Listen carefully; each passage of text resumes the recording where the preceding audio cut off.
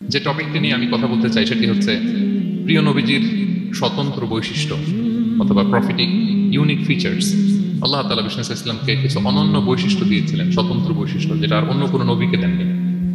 শুধু আমাদের পেয়ারা হাবিবই পেয়েছিলেন এই বৈশিষ্ট্যগুলো। উনি ছাড়া পৃথিবীর দ্বিতীয় কেউ এই বৈশিষ্ট্যের অধিকারী হতে পারেন না।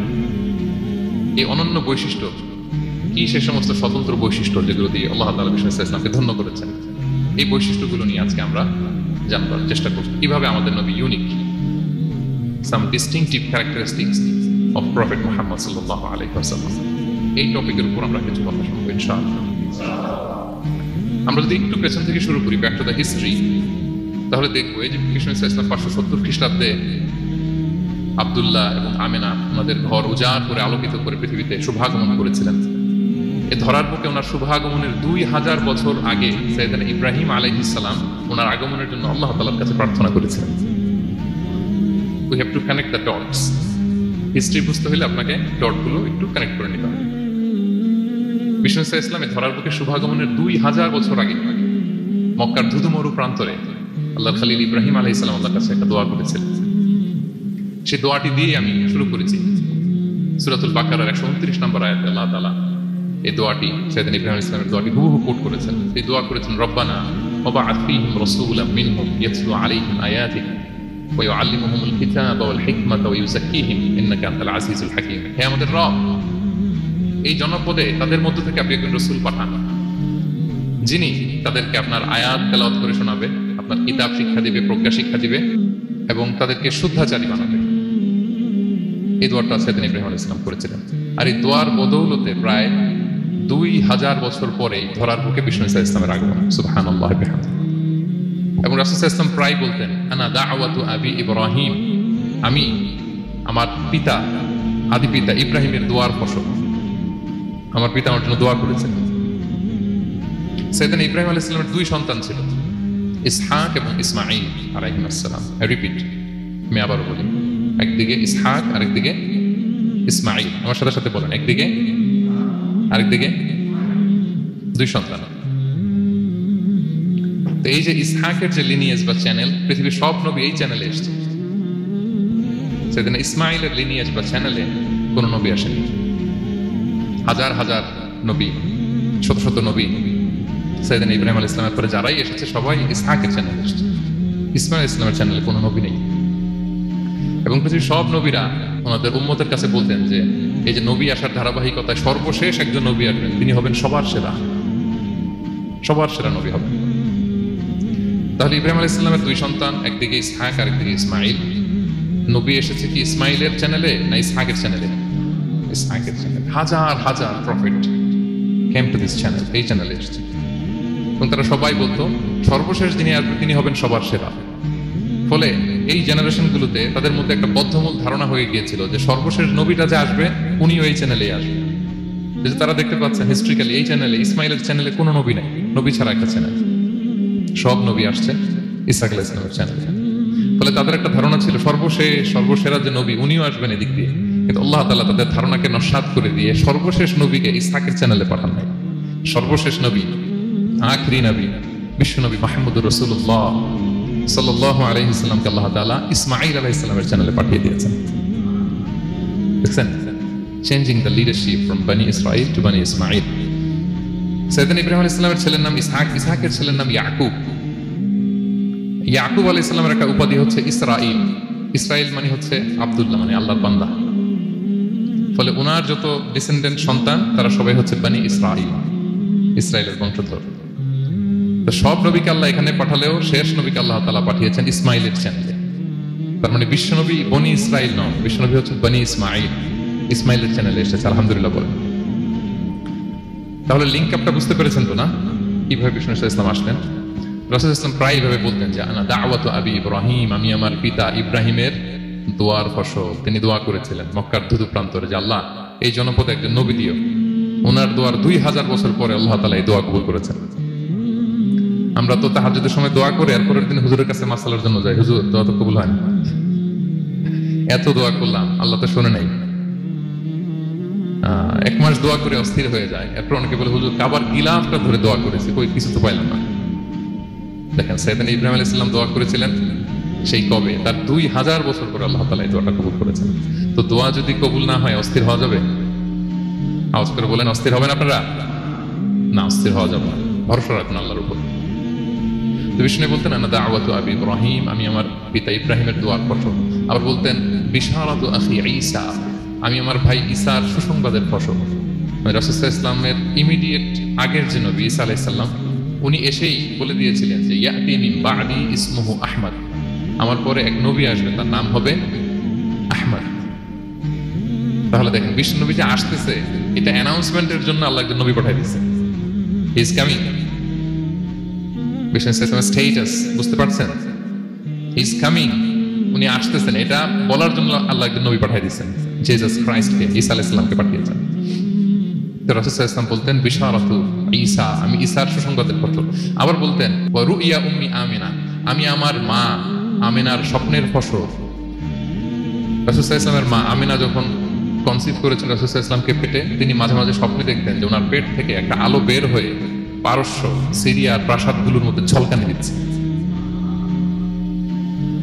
নূর আদাআত মিনহু কুসুর আশ-শাম, শাম দেশের প্রাসাদগুলোকে আলোর ঝলকানি দিচ্ছে। এটা হচ্ছে একটা আলামত যে বিষ্ণু ঈসা ইসলামের শিক্ষা, ওনার ডমিনেশন গোটা বিশ্বব্যাপী ছড়িয়ে যাবে। সুবহানাল্লাহি ওয়া বিহামদিহি।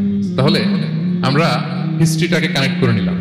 বিষ্ণু বলতেন আমি আমার পিতা ইব্রাহিমের দোয়ার ফসল, ঈসা আলাইহিস সালামের সুসংবাদের ফসল, আমার মা আমিনার স্বপ্নের ফসল। এবার সামনের দিকে যাই, কি কি স্বতন্ত্র বৈশিষ্ট্য দিয়ে আল্লাহ তাআলা বিষ্ণু ঈসা ইসলামকে পৃথিবীতে পাঠিয়েছেন। প্রিয় ভাইরা, কোরআনে অনেক নবীর কথা আল্লাহ তাআলা বলেছেন এবং বিভিন্ন সময়ে বিভিন্ন নবীদেরকে আল্লাহ তাআলা নাম ধরে ডাক দিয়েছেন।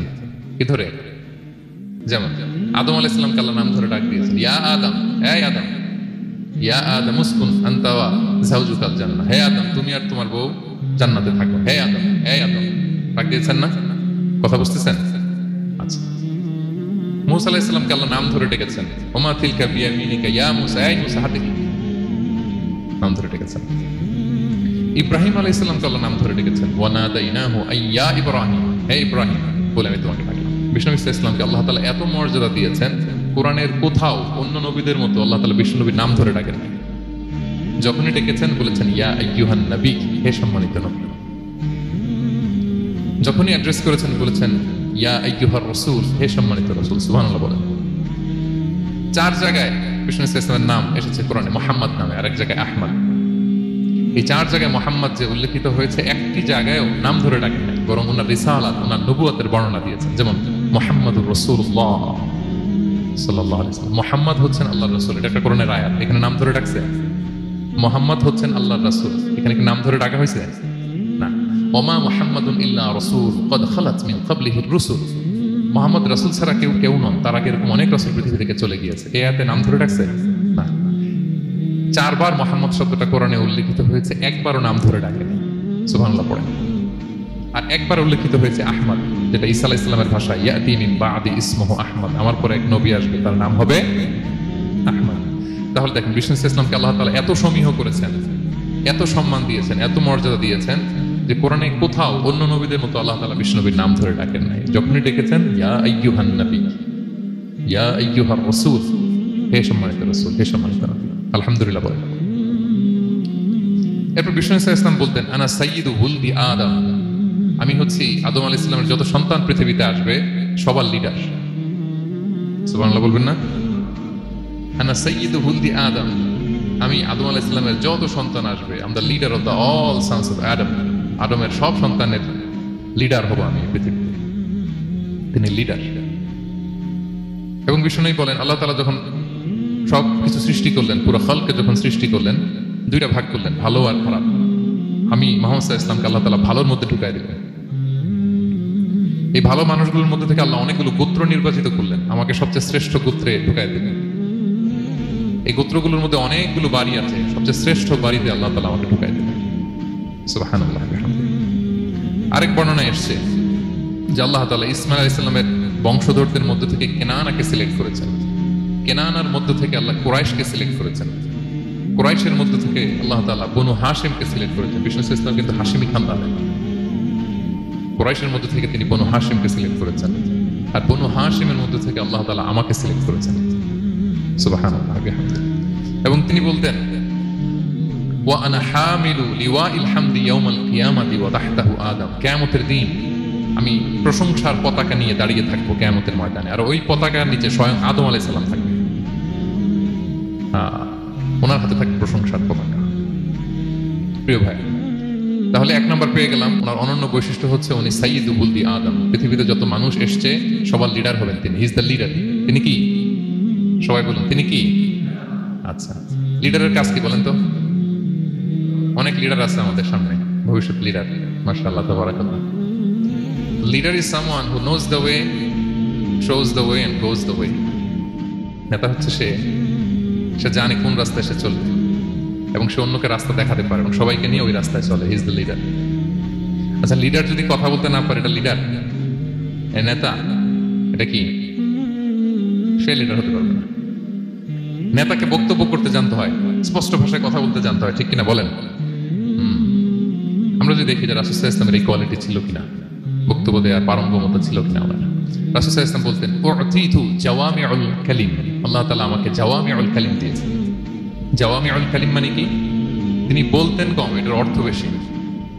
কথা বলতেন 1-2 শব্দের, কিন্তু এটার যে দোতনা, এটার যে আবেদন, এটা মানুষের হৃদয়ে অনেক বড়, অনেক বেশি। সুবহানাল্লাহ। সে 1500 বছর আগে বলে গিয়েছেন, আজও আমরা শুনে অবাক হই, ঠিক কিনা বলেন? উতিতু জাওয়ামিউল কালিম, এটা বিষ্ণু সাল্লাল্লাহু আলাইহি ওয়াসাল্লামের একটা ইউনিকনেস। আর কাউকে আল্লাহ এটা দেননি। অল্প বলতেন, মানুষের হৃদয়ে টাচ করে ফেলতেন। সুবহানাল্লাহ। তিনি ছিলেন সর্বমর্ম বাচনভঙ্গির অধিকারী। যা বলতেন concise in wording but comprehensive in meaning. শব্দে এটা ছোট কম, কিন্তু ভেরি কম্প্রিহেন্সিভ। বোঝায়, ব্যাখ্যা, এক্সপ্লেনেশন এটার অনেক বেশি। Very precise and clear. যা বলতেন প্রিসাইজ এন্ড ক্লিয়ার। কতটা প্রিসাইজ এন্ড ক্লিয়ার? আম্মাজান আয়েশা বলেন, ওনার স্ত্রী কি বলেন, আমাদের আম্মাজান শোনেন। তিনি বলতেন, লাউ আদাহু লাআদু লা আহসাহু। বিষ্ণু সাল্লাল্লাহু আলাইহি ওয়াসাল্লাম এত প্রিসাইজ এন্ড ক্লিয়ার বক্তব্য দিতেন, কেউ যদি গুনতে চাইতো দেখি কয়টা বাক্য বলছে, গোনা যেত। কেউ যদি গুনতে চাইতেন এখানে কয়টা শব্দ ছিল, তাও গোনা যেত। ওনার বক্তব্যে কয়টা বাক্য, কয়টা শব্দ, এটা গোনা যেত, কারণ ছোট বক্তব্য দিতেন। আমরা তো লম্বা চড়া বক্তব্য না দিলে হয় না। অল্পতে শেষ করলে বলে, হুজুর কি বললেন, ওয়াজ তো করলেন না। অল্পতে শেষ করলে বলে, মন ভরে নাই, আরেকটু বলেন। বিষ্ণু সাল্লাল্লাহু আলাইহি ওয়াসাল্লাম বলেন, কিয়ামতের আলামত হচ্ছে খুতবাকুম তাওয়িলা ওয়া সালাওয়াতুকুম কাসীরা। কিয়ামতের আগে তোমাদের বক্তব্য লম্বা হয়ে যাবে, নামাজ খাটো হয়ে যাবে। নামাজ খাটো, বক্তব্য লম্বা না। বক্তব্য হইতে হবে ভেরি প্রিসাইজ এন্ড ক্লিয়ার। তাহলে আম্মাজান আয়েশা বলেন, এত সুন্দর প্রিসাইজ এন্ড ক্লিয়ার বক্তব্য দিতেন, গুনতে চাইলে গুনা যেত। কি কি বলেছেন? সুবহানাল্লাহ বলি সবাই। আবার তিনি বলতেন, ইয়াতাকাল্লামু বিকালামিন বাইয়িন ফাসল। খুব সুস্পষ্ট কথা বলতেন বিষ্ণু সাল্লাল্লাহু আলাইহি ওয়াসাল্লাম। ইয়াতাহাফফাযুহু মান জালাসা ইলাইহি। এত স্পষ্ট, আশেপাশে যারা শুনতো সহজেই মুখস্থ করে ফেলতে পারত। এই যে সাহাবারা এত হাদিস বর্ণনা করেছে কিভাবে? কারণ ভেরি প্রিসাইজ এন্ড ক্লিয়ার, শুনলেই মুখস্থ হয়ে যায়। আমরা নবীর এত হাদিস বলতে পারি কিভাবে? Very precise and clear. কারো কথা তো মনে থাকে না, ওনার কথা মনে থাকে কি করে? ভেরি প্রিসাইজ এন্ড ক্লিয়ার, শুনলে মনে রাখা যায়। আবার গুরুত্বপূর্ণ কথা 3 বার বলতেন। কয়বার? 3 বার। একবার তিনি বলতেছেন, তাকওয়া হা হু হা হু হা হু। তাকওয়া আছে এখানে, এখানে, এখানে। আমরা তো তাকওয়া বানাই ফেলছি এখানে। তাকওয়া বানাই ফেলছি জুব্বার ভিতরে, এই টুপির ভিতরে, তসবির ভিতরে বানাই ফেলছি তাকওয়া, তাই না? কিন্তু বিষ্ণু সাল্লাল্লাহু আলাইহি ওয়াসাল্লাম কি বলেছেন দেখেন? তিনি বলেন, তাকওয়া হা হু না। তাকওয়া থাকে কোথায়? হৃদয়ে। ওয়া ইউশিরু ইলা সাদরিহি 3 মাররাত।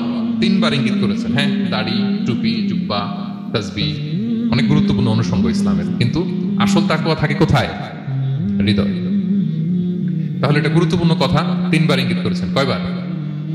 তাহলে এটা হচ্ছে বিষ্ণু সাল্লাল্লাহু আলাইহি ওয়াসাল্লামের একটা ইউনিকনেস। কথা বলতেন কম, এটার দোতনা, এটার আবেদন মানুষের হৃদয়ে ছাপিয়ে যেত। উতিতু জাওয়ামিউল কালিম। বিষ্ণু বলেন, আল্লাহ তাআলা আমাকে জাওয়ামিউল কালিম দিয়েছেন। আমি বলি কম, কিন্তু এটার মিনিং অনেক স্ট্রং। বিষ্ণু সাল্লাল্লাহু আলাইহি ওয়াসাল্লাম আবার বলেছেন যে, নুসিরতু বির-রু'বি মাসিরাতা শাহর। আল্লাহ তাআলা আমাকে ভয় দিয়ে সাহায্য করেছেন। কি দিয়ে? ভয় দিয়ে। রাসূল সাল্লাল্লাহু আলাইহি ওয়াসাল্লাম যেখানে থাকতেন, তার ডানে বায়ে সামনে পেছনে 1 মাসের ডিস্টেন্সের ভেতরে যদি কোনো শত্রু থাকতো রাসূল সাল্লাল্লাহু আলাইহি ওয়াসাল্লামের ভয়ে ওর অন্তরে ধুকধুকানি শুরু হয়ে যেত, ত্রাসের কম্পন শুরু হয়ে যেত। 1 মাস রাসূল সাল্লাল্লাহু আলাইহি ওয়াসাল্লাম এখানে পৌঁছতে লাগবে কয় মাস? এত দূরে থাকতো, নবী সাল্লাল্লাহু আলাইহি ওয়াসাল্লামের কোনো শত্রু যদি থাকতো ডানে বায়ে, রাসূল সাল্লাল্লাহু আলাইহি ওয়াসাল্লামের ভয়ে তাদের হৃদয়ে ত্রাসের কম্পন শুরু হতো। সুবহানাল্লাহ বলেন। বিষ্ণু সাল্লাল্লাহু আলাইহি ওয়াসাল্লামের ইউনিকনেস, এটা আল্লাহ কাউকে দেননি। ওনার আরেকটা ইউনিকনেস হচ্ছে উনি খাতামুন নবিয়্যিন, সর্বশেষ নবী। আওয়াজ করে বলুন, বিশ্ব নবীর পরে আর কোন নবী আসবে? মা কানা মুহাম্মাদুন আবা আহাদিন মির রিজালিকুম ওয়ালাকিন রাসূলুল্লাহি ওয়া খাতামান নাবিয়্যিন। He is the last messenger. ওনাকে ছাড়া নবুয়তি পূর্ণতা পায় না। সব নবীকে দিয়ে যদি ধরেন প্রত্যেকটা নবীকে আমরা একটা মুক্তোর দানার সাথে তুলনা করি, মুক্তোর দানা, এটা দিয়ে একটা মালা বানানো হবে, সেক্ষেত্রে বিষ্ণু ঈসা ইসলাম হচ্ছেন সর্বশেষ মুক্তোর দানা, যেটা না লাগালে মালাটাই হয় না। প্রত্যেক নবী যদি একটা মুক্তোর দানা হয়, এটা দিয়ে যদি একটা মালা গাঁথি আমরা, সর্বশেষ মুক্তোর দানাটা হচ্ছে বিষ্ণু ঈসা ইসলাম। এটা ছাড়া মালা পূর্ণতা পায় না। ওনার মাধ্যমে the door of prophecy is closed. আর কোন নবী আসবেন? তিনি বলতেন লা নাবিয়্যা বা'দি ওয়ালা রাসূল, আমার পরে কোনো নবীও নাই, কোনো রাসূলও নাই। তবে লাউ কানা বা'দি নাবিয়্যুন লাকানা উমর, আমার পরে নবী হওয়ার যোগ্যতা যদি কারো থাকে, আমার ওমরের সেই যোগ্যতা আছে। এখন যদি কেউ দাবি করে আমি নবী, কি করবেন? সহিহ মুসলিমের বর্ণনায় খুব চমৎকার একটা উপমা বিষ্ণু ঈসা ইসলাম দিয়েছেন। সেটা বলেছেন, আমার আর আমার আগের নবীদের দৃষ্টান্ত হচ্ছে এরকম একটা প্রাসাদের ন্যায়। খুব চমৎকার একটা লোক একটা প্রাসাদ বানিয়েছে, এত চমৎকার, চোখ ধাঁধানো, আই ক্যাচিং। যেই এই প্রাসাদটা দেখে সবাই অবাক হয়, এত সুন্দর প্রাসাদ। এই প্রাসাদে খুঁত ধরার মতো কিছু নেই একটা জায়গা ছাড়া, সেটা হচ্ছে প্রাসাদের কোনো একটা দেয়ালে গাঁথুনিতে একটা ইট দেয়া হয় না, সামহাউ মিসিং, একটা ইটের টুকরা মিসিং।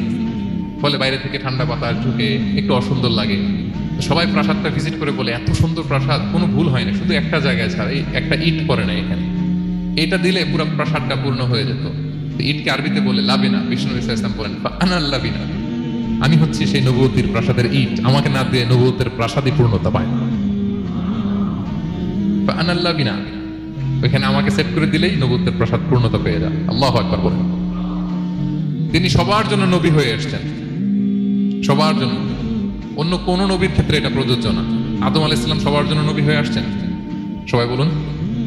ইব্রাহিম আলাইহিস সালাম সবার নবী, মুসা আলাইহিস সালাম সবার নবী। বিষ্ণু ঈসা ইসলাম তিনি সবার নবী। আল্লাহ তাআলা বলেন ওমা আরসালনাকা ইল্লা কাফাতান লিন-নাসি বাশীরা ওয়া নাযীরা।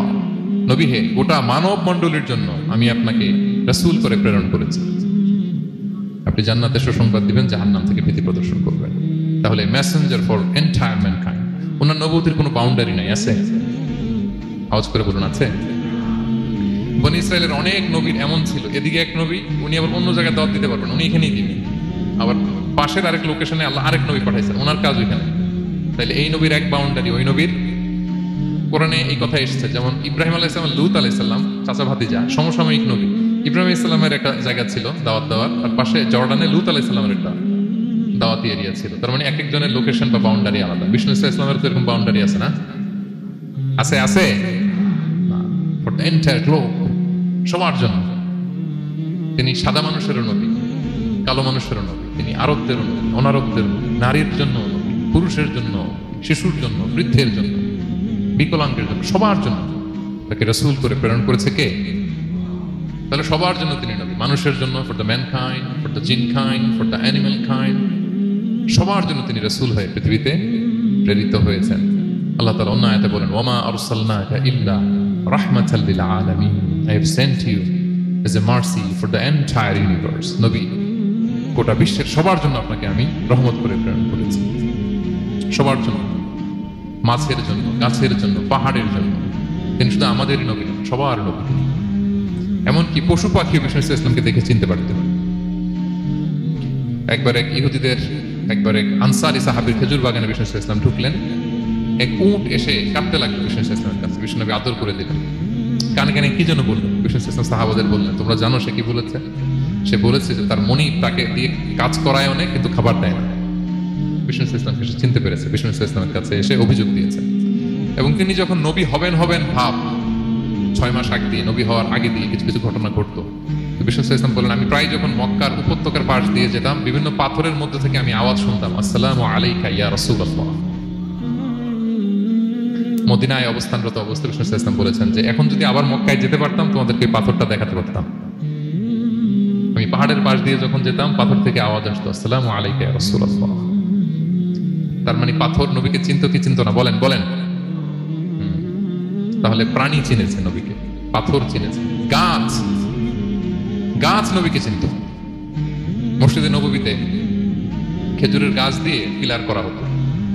বিষ্ণু ঈসা ইসলাম একটা খেজুর গাছের মরা খেজুর গাছের পিলারের মধ্যে হেলান দিয়ে তিনি খুতবা দিতেন।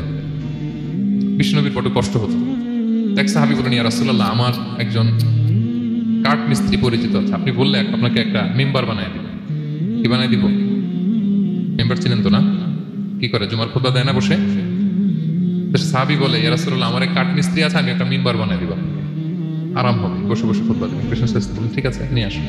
কিছুদিন পরে ওটা নিয়ে আসা হলো। ফলে লোকেশন চেঞ্জ হলো। আগে একটা মরা খেজুর গাছের পিলারের মধ্যে হেলান দিয়ে কথা বলতেন, এবার ওই যে মেম্বার সেট করা হয়েছে ওই পাশে, ওখানে বসে বসে এখন তিনি নাসিহাত করেন।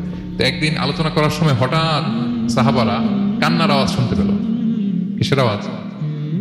সহিহ বুখারীর বর্ণনা, কান্নার আওয়াজ শুনতে পেলেন। তাও 10 মাস গর্ভধারিণী উটের কান্নার আওয়াজের মতো। সাহাবারা ভয় পেয়ে গেলেন, কই কোনো উঠতো না, এটা তো মসজিদ, মসজিদের ভিতরে কান্নার আওয়াজ। বিষ্ণু সাল্লাল্লাহু আলাইহি ওয়াসাল্লাম বুঝতে পারলেন। তিনি মিম্বার থেকে নেমে যে ওই যে আগে যেই মরা খেজুর গাছের পিলার মধ্যে হেলান দিয়ে ওয়াজ করতেন, ওই পিলারটারে আদর করতে আরম্ভ করলেন। বিষ্ণু সাল্লাল্লাহু আলাইহি ওয়াসাল্লাম হাত দিয়ে যখন আদর করলেন, ফাসাকানা, তার কান্না বন্ধ হয়ে গেল। তখন বিষ্ণু সাল্লাল্লাহু আলাইহি ওয়াসাল্লাম বললেন যে, তোমরা বুঝতে পারোনি এটা কিসের আওয়াজ? এটা হচ্ছে ওই মরা খেজুর গাছের আওয়াজ। আমার বিরহে, আমাকে যে পায় না, তার গায়ে আমার পিঠ মোবারক লাগিয়ে আমি ওয়াজ করতাম, আমার বিরহে মরা খেজুর গাছ থেকে কান্নার শব্দ এসেছে। আজ ওই জায়গাটা চিহ্নিত করা আছে। এটাকে বলে মসজিদে নববীতে আল উসতুয়ানাতুল হান্নান। হান্নান মানে কাঁদে এমন পিলা। সুবহানাল্লাহ বিহামদিহি। তাহলে পাথর বিষ্ণু সাল্লাল্লাহু আলাইহি ওয়াসাল্লামকে সালাম দিয়েছে, প্রাণী বিষ্ণু সাল্লাল্লাহু আলাইহি ওয়াসাল্লামের সাথে কথা বলেছে, মরা গাছ, খেজুরের গাছ বিষ্ণুনবীর বিরহে কেঁদেছে। সুবহানাল্লাহ বিহামদিহি। বিষ্ণু সাল্লাল্লাহু আলাইহি ওয়াসাল্লামের ইউনিকনেস, ইউনিক ফিচার। বিষ্ণু সাল্লাল্লাহু আলাইহি ওয়াসাল্লাম, আমরা যেমনি মাঝে মাঝে আমাদের লাইফে আপস এন্ড ডাউনস থাকে, ওনার জীবনেও ছিল। একটা সময় ছিল বিষ্ণু সাল্লাল্লাহু আলাইহি ওয়াসাল্লামের এমন এসেছে যে ওনাকে ঘরে শেল্টার দিতেন ওনার স্ত্রী খাদিজাতুল কুবরা তাহেরা রাদিয়াল্লাহু তাআলা আনহা। মেন্টালি সাপোর্ট দিতেন, ফিনান্সিয়ালি সাপোর্ট দিতেন। উনি মারা গেলেন। পলিটিক্যাল সাপোর্ট দিতেন চাচা আবু তালেব, উনিও মারা গেলেন। কই যাবেন?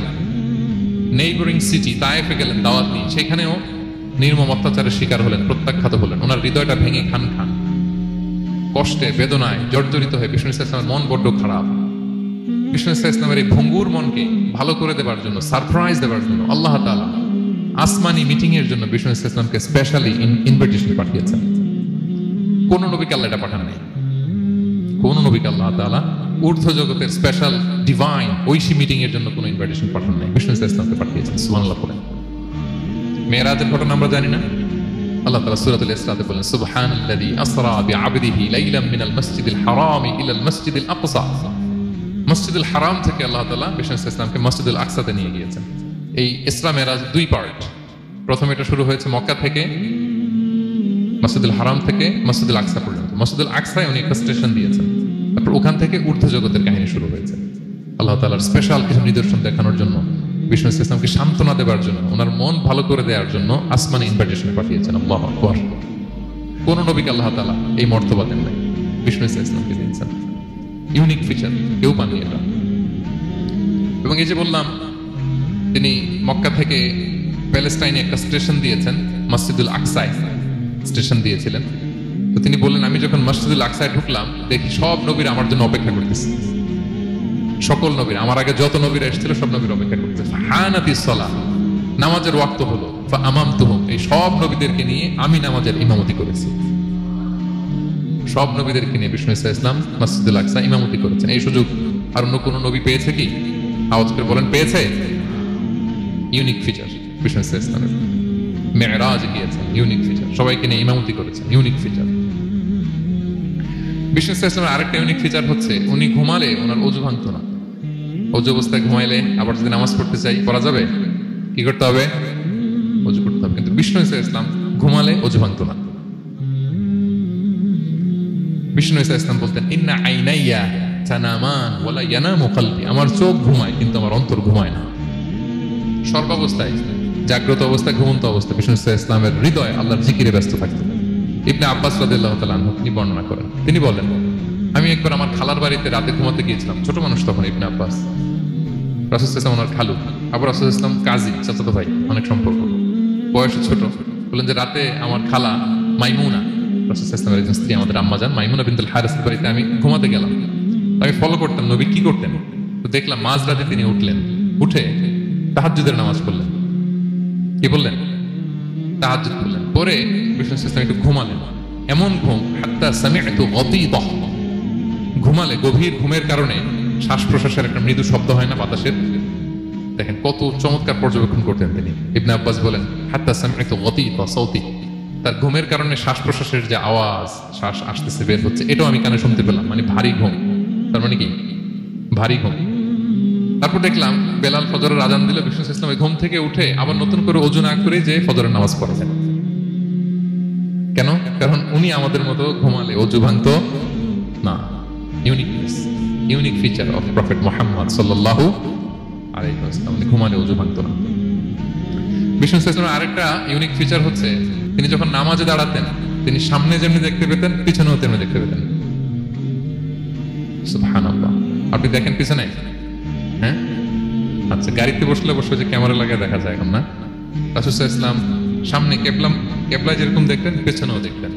তো তিনি সাহাবাদেরকে প্রায় বলতেন এই কাতার সোজা করো, কারণ ইন্নী লা আরাকুম ওয়ারাআ যাহরি, আমি সামনে যেমনি দেখি পেছনেও কিন্তু দেখি। তিনি পিছনেও দেখতেন। আরেক বর্ণনা এসেছে ইন্নী ইমামুকুম, খবরদার আমি তোমাদের ইমাম, ফালা তাসবিকুনি বিররুকুই ওয়ালা বিসসুজুদ, আমার আগে কেউ রুকু সিজদা করো না। ইমামের আগে রুকু করলে নামাজ হবে? ইমাম সিজদায় যায়নি, আপনি আগে চলে গেছেন, তা আপনি ইমাম হয়ে গেছেন, হবে নামাজ হবে? রাসূল সাল্লাল্লাহু আলাইহি ওয়াসাল্লাম বলেন খবরদার আমার আগে রুকু সিজদা করো না, খবরদার করো না, আমি কিন্তু দেখি। ফা ইন্নী আরাকুম মিন আমামি ওয়া মিন খালফি, সামনে যেমনি দেখি পেছনেও দেখি। সুবহানাল্লাহ। এটা ওনার একটা ইউনিকনেস, আল্লাহ তাআলা স্পেশালি বিষ্ণু ইসলামকে এটা দিয়েছেন। এবার বিষ্ণু ইসলামের আরেকটা ফিচার বলি। বিষ্ণু ইসলামের পিঠ মোবারকে দুই কাঁধের মাঝখানে মাহরুন নবুয়া, দ্য সিল অফ প্রফেসি ছিল, নবুয়তের সিল লাগানো ছিল। আল্লাহু আকবার। এটাকে বলে মাহরুন নবুয়া, দ্য সিল অফ প্রফেসি, তিনি যে নবী এটার সিল ছিল। তাওরাত এবং ইনজিলে এই কথাটা এসছে যে শেষ নবীকে চেনার একটা মাধ্যম হচ্ছে ওনার পিঠে দুই কাঁধের মাঝখানে দ্য সিল অফ প্রফেসি পাওয়া যাবে, নবুয়তের চিহ্ন। আল্লাহু আকবার। এটা অনেক সাহাবারা দেখেছেন এই চিহ্নটা। এটার সাইজ কতটুকু? কান্নাহু বাইদাতু হামাম, কবুতরের ডিমের যে সাইজ ওই সাইজ। কবুতরের ডিম যেরকম ছোট হয় ওই সাইজের। আচ্ছা, অন্য হাদিসে এসেছে কাজিররিল হাজালা, এরকম ছোট্ট ডিমের সাইজ। অনেক সাহাবারা এটা দেখেছেন। সালমান আল ফারিসি রাদিয়াল্লাহু তাআলা আনহু, উনি মুসলিমই হয়েছেন এই দৃশ্য দেখে। সালমান আল ফারিসি রাদিয়াল্লাহু আনহু উনি আরব মানুষ ছিলেন না, নন আরব ছিলেন, পার্সিয়ান, ফার্সিতে কথা বলতেন, মানে ইরান থেকে এসেছিলেন। উনি প্রথমে অগ্নি উপাসক ছিলেন। কি ছিলেন? অর্থাৎ ওই যে জরাথুস্ত যারা আগুন দেখলে এরা পূজা করে, আগুনের পূজা যারা করে, জরস্ট্রানিয়ান, এই ধর্মে বিশ্বাসী ছিলেন। আগুনের পূজা করতেন ইরানে। তিনিও আগুনের পূজা করে, তার বাবাও আগুনের পূজা করে। তো একদিন বাবা একটা কাজে পাঠিয়েছে, ওই কাজ করতে যেয়ে সে খ্রিস্টানদের গির্জা ক্রস করতেছিল। ছোট মানুষ গির্জা ক্রস করতে যেয়ে দেখে খ্রিস্টানরা কেমন যেন আলাদা ইবাদত করে, নামাজ পড়ে। এটা দেখে খুব ভালো লাগছিল, খুব ভালো লাগছে। বাড়িতে এসে বাবারে বলে, বাবা আমি দেখলাম যে খ্রিস্টানরা তাদের চার্চে গির্জায় নামাজ পড়ে, এটা তো অনেক সুন্দর, আমরা যে আগুনের সামনে যা করি এটার চেয়ে ওইটা সুন্দর। বাবা বলে খাইছে, ছেলে তো আমার শেষ হয়ে যাবে। তো বলছে না না বাবা, আমরা যে আগুনের উপাসনা করি এটাই ভালো। উনি বলেন না, আমি অনেক চিন্তা করেছি, ওরা যেভাবে গডের কাছে চায় ওইটা শ্রেষ্ঠ। বাবার সাথে ছেলের সালমানের অনেক তর্ক বিতর্ক। পরে বাবা ভাবলেন যদি ওকে না আটকাই তাইলে প্রভাবিত হয়ে সে খ্রিস্টান হয়ে যেতে পারে। তো ঝগড়া তর্ক বিতর্ক শেষে তার পিতা তাকে শেকলবন্দি করলো। কি করলো? পায়ে শেকল লাগায় রাখছে। কিন্তু ছেলে তো মনে মনে খ্রিস্ট ধর্মের প্রতি আকৃষ্ট হয়ে গেছে। তো ওই খ্রিস্টানরা তার সাথে লুকিয়ে যোগাযোগ করতো। সালমান ওই খ্রিস্টানদেরকে বললো যে তোমাদের খ্রিস্টান ধর্মের উৎপত্তি কোথায়? বলে সিরিয়া। বলতেছে এখান থেকে কোনো কাফেলা সিরিয়া যাবে না? বলতেছে হ্যাঁ, মিশনারি ওয়ার্কে একটা কাফেলা আসতে যাবে। বলতেছে যেদিন যাবে আমাকে বলবে। তো যেদিন যাবে তাকে এসে বলা হয়েছে তার বাবা নাই, সে শিকল ভেঙে শিকল সহ ওই কাফেলার সাথে যে জড়িত হয়েছে। দেখেন বিশ্বাস, আদর্শ মানুষকে কিভাবে উজ্জীবিত করে। উনি চলে গেলেন সিরিয়াতে। সিরিয়াতে যে এক পাদ্রির হাতে বায়াত হলেন, কিন্তু ওই পাদ্রিটা ছিল গন্ড। সে খ্রিস্টানদের দান সদকা নিয়ে গরিবদের না দিয়ে নিজেই খেয়ে ফেলতো। বেচারা বলল বিপদে যে হায় রে, এত সুন্দর ধর্মরে কারাপ্টেড করতেছে সে। পরে এই পাদ্রী যখন মারা গেল, সালমান সে আরেক পাদ্রীর কাছে গেল। আরেক পাদ্রীর কাছে গেল, ওই পাদ্রী আবার অনেক ভালো, খুবই ইবাদত করে। তো ওই পাদ্রী কিছুদিন থাকার পরে ওই পাদ্রীও মারা গেল। ওই মারা যাওয়ার আগে সে জিজ্ঞেস করতেছিল যে পাদ্রী, এই বর্তমান পৃথিবীতে সবচেয়ে ভালো খ্রিস্টান পাদ্রী কে? বলতেছে আর কেউ নাই। যদি ভালো খ্রিস্টান পাদ্রী তোমাকে পেতে হয়, জানতে হয় তোমাকে ইরাকের মোসেল শহরে যেতে হবে। এবার মোসেলে যে সে আরেক খ্রিস্টান পাদ্রীর কাছে থাকলো। কিছুদিন পরে ওই পাদ্রীও মারা গেল। মৃত্যুর আগে তাকে জিজ্ঞেস করছিল যে পাদ্রী, আপনি বলেন তো আপনার পরে শ্রেষ্ঠ পাদ্রী কে আছে পৃথিবীতে? সে বলতেছে, আমার পরে শ্রেষ্ঠ কোনো পাদ্রী আর পৃথিবীতে নাই। খ্রিস্টান ধর্ম শেষ হয়ে গেছে, নাই। তবে জেনে রেখো, শেষ জামানার নবী আসার সময় ঘনিয়ে এসছে। তিনি যে এলাকায় আসবে, এলাকাটা চারদিকে পাহাড় বেষ্টিত থাকবে, চারদিকে থাকবে পাহাড়, খেজুরের বাগান, মরুদ্যান। তাকে চেনার আলামত আছে। কি আছে? আলামত আছে। 1 নম্বর আলামত হচ্ছে, ওই শেষ নবীকে দানের খাবার দিলে তিনি খায় না, কিন্তু উপহার দিলে সে নেয়, খায়। আর তার পিঠে 2 কাঁধের মাঝখানে একটা নবুয়তির মোহর আছে। সুবহানাল্লাহ। যদি পারো তার কাছে যে বায়াত হোক। সালমান আল ফারিসি পাগল হয়ে গেছে ওনার সন্ধান পাওয়ার জন্য। কিভাবে যাবে, কিভাবে যাবে? তো উনি কিছু ছাগল পালতেন। একটা কাফেলা তিনি পেলেন, যে কাফেলা আরব কাফেলা, বনু কালবের কাফেলা, আরব দেশে যাচ্ছে। তাদের সাথে তিনি চুক্তি করলেন যে আমার যত ছাগল আছে এই ছাগলগুলো তোমাদের দিয়ে দিব, তোমরা কি ওই এলাকায় আমাকে পৌঁছে দিবা? তারা বললেন, হ্যাঁ পৌঁছে দিব। সব ছাগল দিয়ে দিলেন, রওনা হইলেন ওই এলাকায়। মাঝপথে তারা তার সাথে জুলুম করলো, অন্যায় আচরণ করলো, তাকে দাস হিসেবে বিক্রি করে দিল ইহুদিদের কাছে। ওয়াদি আল কোরা নামে একটা জায়গা আছে, ওখানকার এক ইহুদির কাছে বিক্রি করে দিল। সে ইহুদির কাছে দাস হিসেবে থাকতে আরম্ভ করলো। অনেকদিন পরে, মদিনার পূর্ব নাম কি দেখি কে বলতে পারে? হ্যাঁ, মাশাআল্লাহ, এই তো। মদিনার পূর্ব নাম হচ্ছে ইয়াসরিব। তো ইয়াসরিবের এক ইহুদি, বনু কুরাইজার ইহুদি, সে আসছে ওয়াদি আল কোরাতে তার কাজিনের কাছে। এসে দেখে নতুন এক দাস পাইছে, বলছে আমি কিনবো, তুমি কিনতে চাও? তার কাছে বিক্রি করে দিল। তখন ইয়াসরিবের ওই ইহুদি বনু কুরাইজার সালমান আল ফারিসিকে নিয়ে ইয়াসরিবে চলে গেল। সুবহানাল্লাহ। মদিনার আগের নাম কি? বিষ্ণু ইসলাম মক্কা থেকে হিজরত করে কিছুদিন পরে কই যাবেন? সত্যের অনুসন্ধানে যদি আপনি হন, সত্য আপনি পাবেনই, সত্যের কাছে আপনি পৌঁছাবেন, এতে কোনো সন্দেহ নেই। দেখেন, বিষ্ণু ইসলাম ওই এলাকায় আসবেন, আসার আগে আল্লাহ তাআলা সালমানকে নিয়ে ওখানে পৌঁছায় দিয়েছে। তিনি ওখানে থাকলেন, দীর্ঘদিন থাকলেন, খেজুর বাগানে তিনি কাজ করেন আর অপেক্ষা করেন যে কবে বিষ্ণু ইসলাম আসবেন। একদিন তিনি খেজুর গাছের উপরে কাজ করতেছেন, হঠাৎ ইহুদিরা বলা বলি করতেছে, আজকে ওই মক্কা থেকে কোন এক লোক নাকি আসছে কোবাপল্লীতে, সবাই বলে সে নাকি নবী, সবাই বলে সে নাকি। এই কথা শুনে উনি খুশিতে ওই খেজুর গাছ থেকে ধপাস করে নিচে পড়ছে। নিচে পড়ে মালিককে বলতেছে, কে আসছে, কে আসছে? এই কথা শুনে মালিক রেগে মেগে তাকে মারতে আরম্ভ করলো, যে তোমার জেনে কি লাভ, যাও এখান থেকে। তার মানে সুবহানাল্লাহ, সালমান আল ফারিসি তিনি জেনে গেলেন যে বিষ্ণু ইসলামের আগমন ঘটেছে। আপনারা জানেন যে হিজরতের যে রুটটা, বিষ্ণু ইসলাম সরাসরি ইয়াসরিবে বা মদিনায় না ঢুকে প্রথমে কুবাতে ঢুকেছিলেন, কুবাপল্লীতে কিছুদিন ছিলেন, মসজিদে কুবা নির্মাণ করেছেন। তো তিনি তো সত্যের সন্ধানী হয়ে পাগল, আল্লাহর কাছে সবসময় দোয়া করতেন, আল্লাহ সেই আখিরি জামানার নবীর সন্ধান যেন আমি পাই। সালমান আল ফারিসি রাদিয়াল্লাহু তাআলা আনহু, ওই যে তার পাদ্রীর শিখিয়ে দেয়া যে আলামত, তিনি দেখলেন ঠিকই তো ইয়াসরিবের 2 দিকে হাররা আছে, মানে পাহাড় বেষ্টিত, আবার খেজুরের বাগান আছে। এবার 3টা যে আলামত দিয়েছিল, ওই আলামত চেক করার জন্য কিছু খেজুর নিয়ে কুবায় চলে গেলেন। কুবায় যেয়ে দেখেন বিষ্ণু ইসলাম সাহাবাদের নিয়ে বসা। তো তিনি বিষ্ণু ইসলামের পরিচিত হয়ে বললেন, এই যে কিছু সাদাকার খেজুর আমি আপনার জন্য এনেছি, নেন। বিষ্ণু ইসলাম বললেন, ওই যে ওদেরকে দাও, ওই যে গরিব সাহাবা, ওদেরকে দাও। বিষ্ণু ইসলাম খেলেন না। সে মনে মনে বলতেছে, এই তো একটা পেয়ে গেছি, একটা পেয়ে গেছি। উনি কিন্তু খায় নাই, ধরেও নাই, বলতেছে যে ওদেরকে দাও। দিল, সাহাবারা খেল। এরপর বিষ্ণু ইসলাম কুবা থেকে মদিনায় চলে গেলেন। তখন মদিনার নাম হয়নি, ইয়াসরিবে গেলেন। এবার কিছুদিন পরে আরো কিছু খেজুর নিয়ে সালমান রাদিয়াল্লাহু তাআলা আনহু বিষ্ণু ইসলামের কাছে গেলেন। এবার যে বললেন, কিছু খেজুর আমি উপহার হিসেবে আপনার জন্য এনেছি, আপনি কি গ্রহণ করবেন? বিষ্ণু ইসলাম বললেন, অবশ্যই গ্রহণ করবো। বলেই তিনি একটা নিয়ে খেতে শুরু করলেন, খেলেন এবং বিতরণ করলেন। এবার তো সালমান মহা খুশি, এই তো পেয়ে গেছি 2টা সাদাকার খেজুর, বলেছি ধরেও নাই, খায় নাই। যখনই বললাম উপহার খেয়েছে। এবার বাকি রইল কয়টা? সেটা কি? নবুয়তের সিলমোহর, দ্য সিল অফ প্রফেসি। এটা তো দেখা তো সহজ না, যদি এদিকে থাকে, জামা পরে থাকলে দেখা যাবে?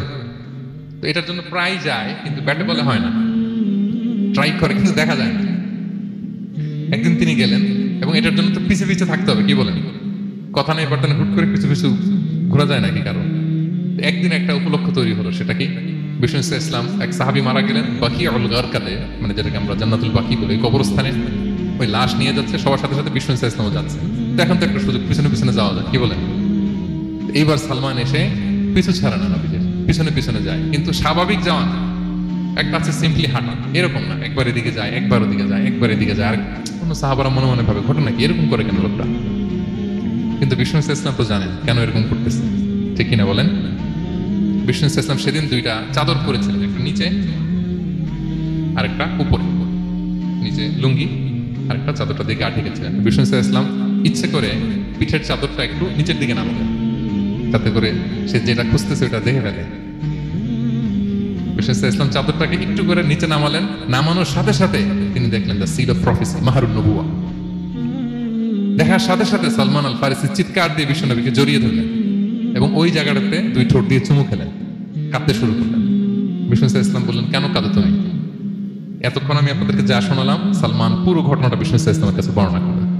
বললেন, ইয়া রাসূলুল্লাহ, এই জন্য কাঁদি, আমি ছিলাম অগ্নি উপাসক, সত্যের সন্ধানে আমি খ্রিস্ট ধর্ম গ্রহণ করেছি। 3 খ্রিস্টান পাদ্রী শেষ করে সর্বশেষ যে ভালো পাদ্রীটা, উনি বলছে যে উনি মরার পরে আর কেউ ভালো পাদ্রী নাই, আখির জামার পয়গাম্বর আগমনের সময় এসেছে। পাহাড়ি এলাকা, চারদিকে খেজুর বাগান, এরকম জায়গায় উনি আসবে। আর 3টা সাইন বলেছে, উনি সাদাকা খায় না, উপহার নেয় খায়, আর তার পিছনে থাকবে মাহরুন নবুয়া, নবুয়ত সিল। সুবহানাল্লাহ। বিষ্ণু ইসলাম খুশি হলেন, তাকে শাহাদা পড়ালেন এবং বললেন যে তোমার এই দাসত্ব থেকে মুক্তির জন্য কি লাগবে? সে বলে যে আমার চুক্তি হয়েছে 300 খেজুর গাছ লাগবে। কয়শো? বিষ্ণু ইসলাম বললেন, কে আছো তোমাদের ভাইকে সাহায্য করবা? কেউ 20টা, কেউ 30টা, কেউ 40টা। সব সাহাবারা ডোনেট করে 300 খেজুর দিয়ে দিলেন, খেজুরের গাছ হয়ে গেল। আর 40 গ্রাম স্বর্ণ, এটাও দিতে হবে। তো কোনো এক যুদ্ধে বিষ্ণু ইসলাম একটা ছোট স্বর্ণের টুকরে পেয়েছিলেন, বললেন যাও এটা নিয়ে ওজন দাও, ওজন দিলে দেখবা হয়ে গেছে। ওইটা নিয়ে ওজন দেওয়া হলো, দেখা গেল মুহূর্তে একেবারে সমানে সমানে 40 গ্রাম হয়ে গেছে। সালমান আল ফারিসি রাদিয়াল্লাহু তাআলা তারপর থেকে মৃত্যুর আগ পর্যন্ত বিষ্ণু ইসলামের সাথে ছিলেন, সবগুলো যুদ্ধে অংশগ্রহণ করেছেন। এবং 5ম হিজরিতে ওই যে পরীক্ষা খননের কথা আমরা জানি না, দ্য ব্যাটল অফ ট্রেঞ্চ, এই বুদ্ধিটা আসছিল সালমান রাদিয়াল্লাহু তাআলার মাথা থেকে। এটা হচ্ছে ওনার ব্রেন চাইল্ড, কারণ আরব দেশে এরকম পরীক্ষা খনন করার ট্রেডিশনই ছিল না। উনি তো আরব দেশে আসছে, পারস্য থেকে। ওনার এই বুদ্ধি পরামর্শ নিয়ে বিষ্ণু ইসলাম 5ম হিজরিতে পুরো মদিনার চারদিকে খনন করে এই পরীক্ষা করেছিলেন। সুবহানাল্লাহ পড়ে। তাহলে প্রিয় সুধী, মাহরুন নবুয়া বিষ্ণু ইসলামের একটা ইউনিকনেস, অন্য কোনো নবীর ছিল না। বিষ্ণু ইসলামের ছিল কাযিরিল হাজালা, কবুতরের ডিমের মতো, পিঠের মতো। বিষ্ণু ইসলাম ইন্তেকালের আগে ওনাকে অপশন দেওয়া হয়েছে, নবী আপনি চাইলে থেকে যেতে পারেন আজীবন, আর চাইলে আমার কাছেও চলে আসতে পারেন। You have option. বিষ্ণু ইসলাম তার রবের সাথে সাক্ষাৎকে চুজ করেছেন এবং ইন্তেকালের আগে তিনি পড়েছিলেন, আল্লাহুম্মা গফিরলি ওয়ারহামনি ওয়ালহিকনি বির রফিকিল আ'লা। আল্লাহ আপনি আমাকে ক্ষমা করুন, আল্লাহ আপনি আমার প্রতি রহম করুন, আল্লাহ আমি আপনার সান্নিধ্যে যেতে চাই, পৃথিবীতে থাকতে চাই না। সুবহানাল্লাহ। অপশন দেওয়া হয়েছে। আপনার অপশন দেওয়া হবে? হ্যাঁ, চাইলে আজীবন থাকেন। আমরা অপশন পেলে তো বলতাম, আল্লাহ যা হয়েছে এখানেই থাকতে চাই। কি বলেন? বিষ্ণু ইসলাম বলেছেন, ইলা রফিকিল আ'লা, হে আল্লাহ আমি আপনার সান্নিধ্যে যেতে চাই। বিষ্ণু ইসলাম ইন্তেকাল করলেন এবং উম্মার জন্য এটা সবচাইতে বড় ফিতনা এবং পরীক্ষা ছিল। এর চেয়ে বড় কষ্টদায়ক বিষয় ছিল না উম্মার জন্য বিষ্ণু ইসলামের ইন্তেকাল। তিনি যখন ইন্তেকাল করলেন, সাহাবারা পাগলের মতো হইত। ওমরে ফারুক উনি বিশ্বাসই করেন না, উনি আমার নবী মরতে পারে এটা উনি ভাবতেই পারেন না। উনি নাঙ্গা তলোয়ার বের করে বলতে আরম্ভ করলেন, যে বলবে মোহাম্মদ মারা গিয়েছেন তার গর্দান উড়িয়ে ফেলবে। পরিস্থিতি অত্যন্ত ভয়ঙ্কর। আবু বকর রাদিয়াল্লাহু তাআলা আনহু তিনি আয়াত তেলাওয়াত করলেন, ওমা মুহাম্মাদুন ইল্লা রাসূল কদ খালাত মিন ক্বাবলিহির রুসুল।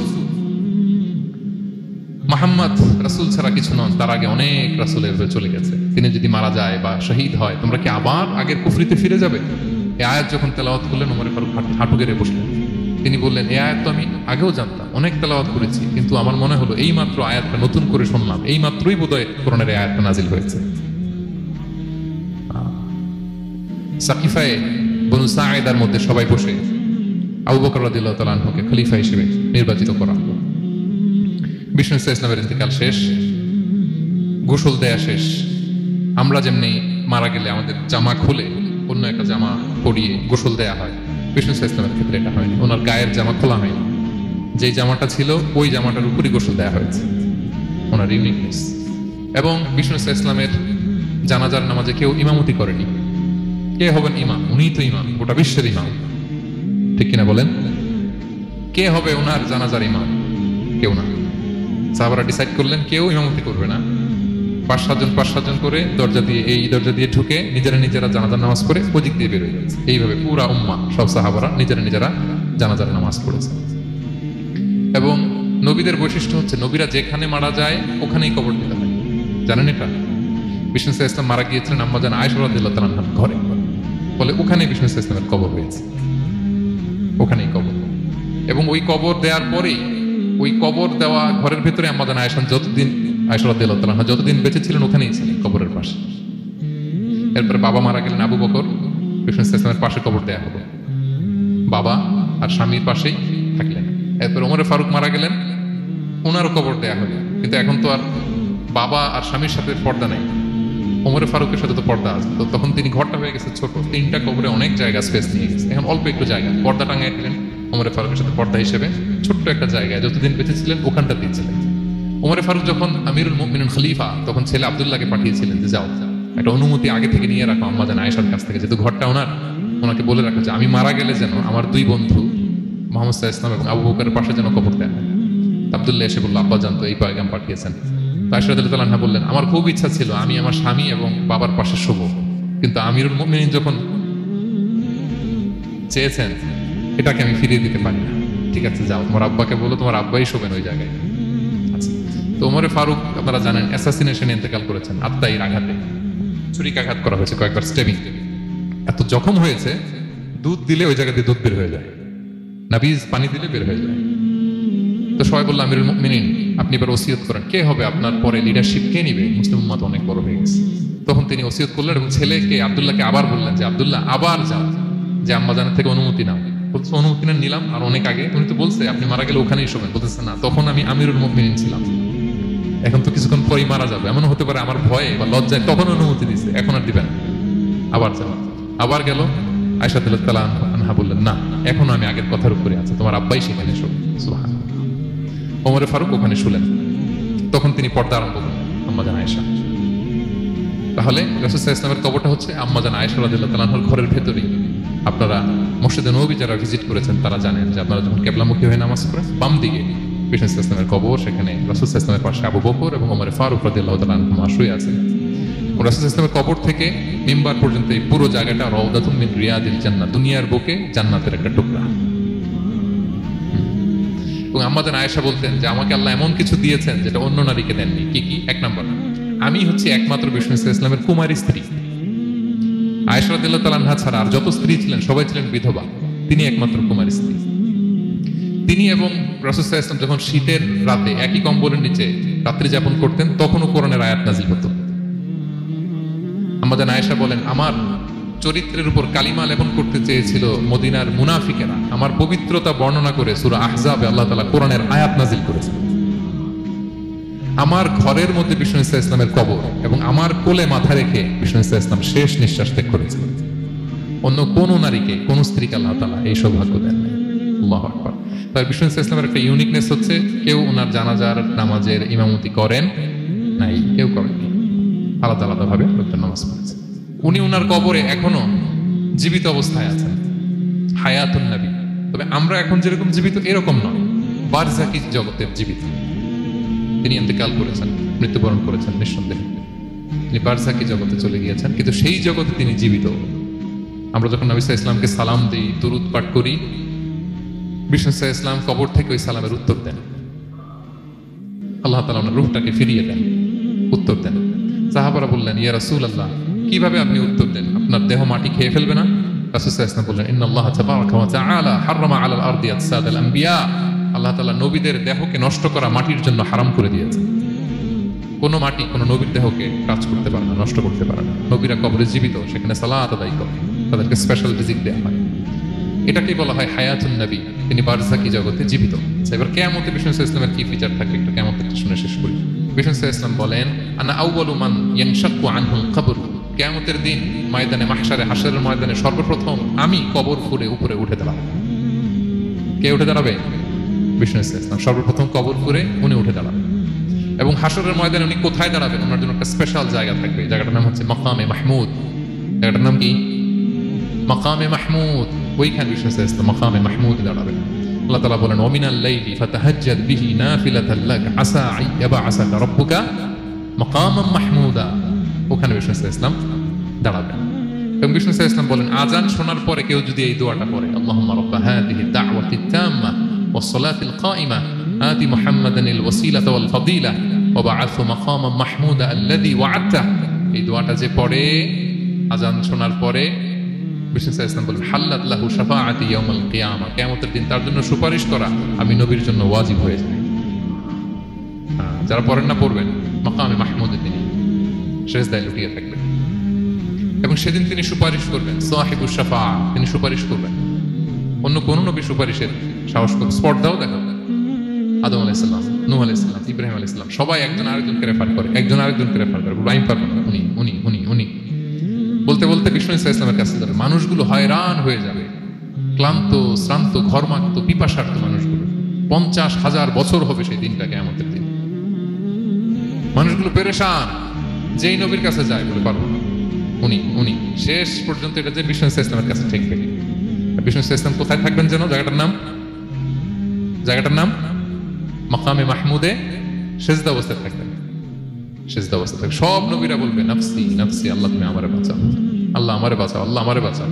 কিন্তু বিষ্ণু ইসলাম সেই মাকামে মাহমুদে সেজদায় লুটিয়ে কাঁদতে থাকবেন আর বলবেন উম্মতি উম্মতি উম্মতি, হে আল্লাহ আমার গুনাহগার উম্মতকে বাঁচাও, আল্লাহ আমার গুনাহগার উম্মতকে তুমি বাঁচাও। কাঁদতে থাকবেন বিষ্ণু ইসলাম ওই জায়গায়। তখন আল্লাহ তাআলা বলবেন ইয়া মুহাম্মদ ইরফা রাসাক, হে মুহাম্মদ মাথা তোলো। কুল তুসমা, আজকে তুমি যা বলবে তাই শোনা হবে। সাল তু'তা, যা চাবে তাই দেয়া হবে। ওয়াশফা তুশাফা, যার জন্য সুপারিশ করা হবে, যার জন্য সুপারিশ তুমি করবে তার জন্যই সুপারিশ কবুল করা হবে। বিষ্ণু ইসলাম তখন সুপারিশ করবেন, শুরু করবেন স্টার্টিং। তো বিষ্ণু ইসলামের সুপারিশ আমরা চাই কি চাই না বলেন? আল্লাহ তাআলা আমাদেরকে বিষ্ণু ইসলামের সুপারিশ লাভে ধন্য করুক, আমরা পড়ি আমিন। বিষ্ণু ইসলাম স্টার্ট করবেন সুপারিশ করা এবং হাউজে কাউসারের পানি বিতরণ শুরু করবেন। হাউজে কাউসারের নাম শুনেছেন? ইন্না আ'তাইনা কাল কাউসার, হে নবী আমি আপনাকে কাউসার দিয়েছি। কাউসারের একটা ব্যাখ্যা হচ্ছে প্রভূত কল্যাণ, আর একটা ব্যাখ্যা হচ্ছে এই কিয়ামতের দিন হাউজে কাউসার দেওয়া হবে বিষ্ণু ইসলামকে। এটা কত বড়? বিষ্ণু ইসলাম বলেন হাউদি মাসিরাতু শাহর, 1 মাসের দূরত্ব। এত বড় চৌবাচ্চা হবে হাউজে কাউসারের চৌবাচ্চাটা। বিষ্ণু ইসলাম বলেন এই মাথা থেকে ওই মাথায় পৌঁছতে 1 মাস লাগবে। কয় মাস? তার মানে সাইজে খুবই ছোট, তাই না? ছোট? আওয়াজ করে বলুন, ছোট না বড়? বিশাল বিশাল বিশাল। হাউজে কাউসারের পানিটা কেমন হবে? মা উহু আবিয়াদু মিনাল লাবান, দুধের চেয়েও সাদা, মধুর চেয়েও মিষ্টি, বরফের চেয়েও ঠান্ডা। আতিয়াবু মিনাল মিসকি, মিসকের চেয়েও সুগন্ধ সম্পন্ন। কিজানুহু কানুজুমিস সামা, আকাশের তারা যত বেশি, হাউজে কাউসারের যে পান পেয়ালা থাকবে আশেপাশে পেয়ালাগুলোর সংখ্যা আকাশের তারার চাইতেও বেশি। বিষ্ণু ইসলাম হাউজে কাউসারের পানি বিতরণ করবেন, সবাই বিশ্বাসী উম্মতেরা সেটা পান করবে। আর একবার যে পান করবে চিরকালের জন্য গলা থেকে তৃষ্ণা মিটে যাবে। সুবহানাল্লাহ। একদল এসে বলবে ইয়া রাসূলুল্লাহ আমাদেরকে দেন, আমাদেরকে দেন। তখন ফেরেশতারা বলবে ইয়া রাসূলুল্লাহ এদেরকে দিবেন না, কারণ ফাইন্নাকা লা তাদরি মা আহদাসু বা'দাক, আপনি জানেন না তারা আপনার পরে আপনার দিনকে বিকৃত করেছে। কি করেছে? আপনি যে দিন ইসলাম রেখে গিয়েছেন ওইটা পালন না করে নিজের মন মতো অনেক কিছু ঢুকাইছে, লাফালাফি নাচানাচি, এরকম আছে না নাই? মন মতো বানাই নিছে। হে নবী আপনার পরে মন মতো তারা ইসলাম পালন করেছে, বিকৃত করেছে, আপনি তাদেরকে দিবেন না। ইসলাম দিতে যাবেন, যখন এটা শুনবেন বলবেন সুহকান সুহকান লিমান গায়্যারা বা'দি, দূর হও দূর হও, যারা আমার পরে আমার রেখে যাও দিন ইসলামকে বিকৃত করেছো তাদের জন্য হাউজে কাউসারের পানি নয়, দূর হও। ফিহি আবারিকুল যাহাবি ওয়াল ফিদ্দা, এই পান পেয়ালাগুলো এগুলো made of silver and gold, সোনা রূপা দিয়ে তৈরি। সুবহানাল্লাহ বলেন। সুবহান। আমরা যেন বিষ্ণু ইসলামের হাত থেকে নেয়া সে হাউজে কাউসারের পানি খেয়ে সেদিন আমাদের তৃষ্ণা নিবারণ করতে পারি। প্রিয় ভাইরা, সর্বশেষ বিষ্ণু ইসলামের সর্বশেষ যে ফিচার সেটা হচ্ছে বিষ্ণু ইসলাম বলেন আনা আউয়ালু কারিই বাবিল জান্নাহ, I am the first one who knock the door of paradise, আমি হচ্ছি ওই ব্যক্তি যে সর্বপ্রথম আল্লাহর জান্নাতের দরজায় যে নক করবে। বিচার শেষে সর্বপ্রথম জান্নাতের দরজায় নক করবে কে? বিষ্ণু ইসলাম। তখন জান্নাতের দরজার রক্ষী ফেরেশতার নাম খাজেন। কি নাম? সে বলবে মানিল কারি, who is knocking the door? তখন বিষ্ণু ইসলাম বলবেন আনা মুহাম্মদ রাসূলুল্লাহ, আমি মুহাম্মদ রাসূলুল্লাহ বলছি। তখন খাজেন বলবে আহলান ওয়া সাহলান, আপনার জন্যই আমি অপেক্ষা করতেছি। আল্লাহ বলে দিয়েছেন আপনার আগে কারো জন্য যেন জান্নাতের দরজা খোলা না হয়। বিষ্ণু ইসলাম তার বিশাল উম্মতে মুহাম্মাদীকে নিয়ে জান্নাতের ভিতরে প্রবেশ করবেন। আমরাও যেন সেই সৌভাগ্যবান কাফেলার ভিতরে থাকতে পারি। আমরাও যেন বিষ্ণু ইসলামের সেই বিশাল কাফেলা একসাথে থেকে আমাদের পেয়ার হাবিবের সাথে আমরা জান্নাতে ঢুকতে পারি। আমরা সবাই পড়ি আমিন। প্রিয় ভাইরা, বিষ্ণু ইসলাম সবাইকে নিয়ে জান্নাতে ঢুকবেন। তাহলে এই যে 20টা পয়েন্ট আপনাদের সাথে শেয়ার করেছি, এগুলো হচ্ছে distinctive characteristics of prophet Muhammad সাল্লাল্লাহু আলাইহি ওয়াসাল্লাম। এটা অন্য কাউকে বিষ্ণু ইসলাম ছাড়া আল্লাহ তাআলা কাউকে আর এগুলো দেননি। তাহলে এগুলো থেকে আমাদের কি শিক্ষা, কয়েকটা লেসন শেয়ার করে আমরা শেষ করব ইনশাআল্লাহ। 1 নাম্বার লেসন হচ্ছে প্রিয় ভাইরা, বিষ্ণু ইসলামের এই ইউনিক ফিচার গুলো শুনে আমরা কি বুঝলাম, কি জানলাম, সেটা হচ্ছে প্রথম লেসন হচ্ছে আমাদের এই যে আপনারা অনেকে দেখলাম যে শুনে অবাক হচ্ছেন এবং অনেকে বলতেছেন যে এই প্রথম শুনলাম এটা। তার মানে অনেক কিছু আমরা জানি, কিন্তু বিষ্ণু ইসলামের জীবনের ব্যাপারে অনেক কিছু আমরা জানি না। আমরা কেউ শেক্সপিয়ার পড়েছি, কার্ল মার্কস পড়েছি, আমরা রবীন্দ্রনাথ পড়েছি, ঠিক, বঙ্কিমচন্দ্র চট্টোপাধ্যায় পড়েছি, শরৎচন্দ্র পড়েছি, হুমায়ুন আহমেদ পড়েছি, হ্যারি পটার পড়েছি, কেউ কত কি যে উপন্যাস, গল্প বাকি নাই আমাদের, সব পড়েছি, কিন্তু বিষ্ণু ইসলামের একটা সিরাত উল্টে দেখা হয়নি। এরকম আছে না নাই? অনেক পড়েছি কিন্তু বিষ্ণু ইসলামের সিরাত পড়ি নাই, তার মানে কিছুই পড়িনি। প্রথম লেসন হচ্ছে একবার হলেও জীবনে আমাদের বিষ্ণু ইসলামের সিরাতটা পড়ে দেখা উচিত। আগামী বছরের রবিউল আউয়াল আসার আগে আমরা একটা ভালো সিরাত গ্রন্থ শুরু থেকে শেষ পর্যন্ত পড়ব। তাহলে রাসূল ইসলামের সিরাত যেন আমরা পড়ি প্রিয় ভাইরা। 1 নম্বর লেসন, যারা পড়েছেন তারা আবার নতুন করে পড়বেন, নতুন করে রিভাইজ দিবেন, কি বলেন? 2 নম্বর লেসন হচ্ছে কেন আমরা পড়ব। রাসূল ইসলামের জীবনী পড়ার মধ্য দিয়ে প্রিয় নবীজির প্রতি আমাদের ভালোবাসা বৃদ্ধি পায়। এই যে আজকে এটা শুনে আপনাদের প্রিয় নবী ইসলামের প্রতি আকর্ষণ, ভালোবাসা বৃদ্ধি পেয়েছে না? বলেন, পেয়েছে। সিরাত যখন আপনি পড়বেন আপনি অবাক হবেন, এত চমৎকার জীবনে ছিল আমার প্রিয় নবীজির, ওনার প্রতি ভালোবাসা বৃদ্ধি পাবে। আর নবীর প্রতি ভালোবাসার দরকার আছে না নাই? বলেন, হুব্বুহু আল ঈমান, নবীর প্রতি ভালোবাসা এটা ঈমানের অংশ বা অঙ্গ না, নবীর ভালোবাসাই হচ্ছে ঈমান। নবীর ভালোবাসাটাই কি? ঈমান। আপনার নবীর ভালোবাসা নাই তো আপনার ঈমানই নাই। বিষ্ণু বলেন, লা ইউমিনু আহাদুকুম হাত্তা আকুনা আহাব্বা ইলাইহি মিন ওয়ালাদিহি ওয়া ওয়ালিদিহি ওয়ান নাসি আজমাইন। বিষ্ণু বলেন, সে প্রকৃত মুমিনই হতে পারবে না যতক্ষণ না সে তার সন্তানের চেয়ে, তার পিতার চেয়ে, দুনিয়ার সবকিছুর চাইতে আমি নবীকে যদি বেশি প্রায়োরিটি না, আমি নবীকে যদি সবচেয়ে বেশি ভালো না বাসে, সে মুমিনই হতে পারবে না। তাহলে আমাদের হৃদয়ে সবচেয়ে বেশি থাকতে হবে বিশ্ব নবীর ভালোবাসা, ঠিক কিনা বলেন? এই যে আমরা মুম্বাইতে ভারতের কারা কারা বিশ্ব নবীর নামে কটূক্তি করেছে, 12,000 নবী প্রেমিক মার্চ টু মুম্বাই ঘোষণা দিয়েছে, ঠিক কিনা বলেন? এটা হচ্ছে নবীর প্রতি ভালোবাসা, এটাই ঈমান। বিষ্ণু ইসলাম যখন এই হাদিস বললেন যে সবচেয়ে যদি আমাকে কেউ ভালো না বাসে সে মুমিন নয়, ওমর ফারুক তো অবাক হয়ে গেলেন। উনি কিছুক্ষণ আগে বলতেছিলেন যে ইয়া রাসূলুল্লাহ, আমি আপনাকে সবচেয়ে বেশি ভালোবাসি, তবে ইল্লা নাফসি, আমার নিজের আত্মাটারে আমি এর চেয়ে বেশি ভালোবাসি, সবচেয়ে বেশি ভালোবাসি আমার আত্মাটারে, এরপরে ভালোবাসি আপনাকে। রাসূল সাল্লাল্লাহু আলাইহি ওয়াসাল্লাম বললেন, লা ইয়া ওমর, তোমার ঈমান এখনো পূর্ণ হয়নি। ওমর ফারুক অবাক হলেন, শকড। তিনি বললেন, এতে যদি আমার ঈমানই পূর্ণ না হয়, যার কারণে আমি আখিরাত চিনলাম, জান্নাত চিনলাম, আল্লাহর পরিচয় পেলাম, তিনিই তো আমার কাছে সবচেয়ে বেশি প্রিয়। মুহূর্তেই তিনি ব্যর্থহীন কণ্ঠে ঘোষণা করলেন যে ইয়া রাসূলুল্লাহ, ঠিক এই মুহূর্ত থেকে দুনিয়ার সবকিছু, এমনকি আমার নিজের জানের চাইতেও, আত্মার চাইতেও আমি আপনাকে বেশি ভালোবাসি। বিশ্বনবী বললেন, সহিহ বুখারীর বর্ণনা, আল আন ইয়া ওমর, ওমর এখন কামুলা ঈমানু, এই মাত্র তোমার ঈমানটা পরিপূর্ণ হয়েছে। তাহলে আপনি যদি সিরাত পড়েন আপনার ঈমান পূর্ণ হবে, ঈমানের পূর্ণতা প্রাপ্তি হবে। 3 নম্বর লেসন হচ্ছে সিরাত পড়লে যে লাভ। রাসূল সাল্লাল্লাহু আলাইহি ওয়াসাল্লামের জীবনে অনেক আপস এন্ড ডাউন ছিল, বিপদ ছিল, চড়াই উতরাই পেরিয়ে তিনি শেষ পর্যন্ত গিয়েছেন। এই বিপদগুলো আপনার জীবনেও আসে, সেক্ষেত্রে আপনি কানেক্ট করতে পারবেন। যেমন আপনার জীবনে আপনি অসুস্থ হন না মাঝে মাঝে, নবীও অসুস্থ হতেন, তো আপনি জানতে পারবেন যে উনি অসুস্থ হলে কি করতেন। আপনার জীবনে যেমনি বিপদ আসে, রাসূল সাল্লাল্লাহু আলাইহি ওয়াসাল্লামের জীবনে তো বিপদ এসেছে, তাহলে বিপদগ্রস্ত হলে কি করতে হবে এটা আপনি জানতে পারবেন। যারা বিবাহিত, মাঝে মাঝে স্ত্রীর সাথে মনোমালিন্য হয় না? কথা কন না কেন? হয়। রাসূল সাল্লাল্লাহু আলাইহি ওয়াসাল্লামের হতো এটা, মানবীয় কারণে স্ত্রীদের সাথে মনোমালিন্য হতো। ওই পরিস্থিতিতে রাসূল সাল্লাল্লাহু আলাইহি ওয়াসাল্লাম কিভাবে ডিল করতেন? সমাধান পাবেন, সলিউশন পাবেন, সান্ত্বনা পাবেন। তাহলে জীবনের পরতে পরতে আপনি রাসূল সাল্লাল্লাহু আলাইহি ওয়াসাল্লামের সিরাত থেকে সমাধান খুঁজে পাবেন, সান্ত্বনা পাবেন যদি সিরাত পড়েন। 4 নাম্বার, সিরাত অধ্যয়নের মাধ্যমে তাকে ফলো করার অনুপ্রেরণা পাওয়া যায়। আমরা ফলো করব কাকে? মুহাম্মদ সাল্লাল্লাহু, আমরা হচ্ছে তার ফলোয়ার, মুহাম্মদ সাল্লাল্লাহু আলাইহি ওয়াসাল্লামের ফলোয়ার, ঠিক কিনা বলেন? এবং আল্লাহর ভালোবাসা যদি আমরা পেতে চাই, আল্লাহ বলেন ফাত্তাবিউনি ইউহিব্বুকুমুল্লাহ, যদি আল্লাহর ভালোবাসা চাও নবী সাল্লাল্লাহু আলাইহি ওয়াসাল্লামের অনুসরণ করো, এটা আবশ্যক, করতেই হবে। তাহলে সিরাত যদি আমরা পাঠ করি, তার বিষ্ণু সাল্লাল্লাহু আলাইহি ওয়াসাল্লামকে অনুসরণ করার প্রেরণা আমাদের মধ্যে আসবে। সবশেষ কথা হচ্ছে তার প্রতি ভালোবাসার নমুনা হিসেবে আমরা যেন তার প্রতি বেশি বেশি দুরূদ শরীফ পড়ি। আল্লাহুম্মা সাল্লি ওয়া সাল্লিম ওয়া বারিক আলাইহি সাল্লাল্লাহু আলাইহি ওয়া সাল্লাম। আল্লাহুম্মা সাল্লি আলা মুহাম্মাদ ওয়া আলা আলি মুহাম্মাদ কামা সাল্লাইতা আলা ইব্রাহিম ওয়া আলা আলি ইব্রাহিম ইন্নাকা হামিদুম মাজিদ আল্লাহুম্মা বারিক আলা মুহাম্মাদ ওয়া আলা আলি মুহাম্মাদ কামা বারাকতা আলা ইব্রাহিম ওয়া আলা আলি ইব্রাহিম ইন্নাকা হামিদুম মাজিদ। পারেন না এগুলো তারা?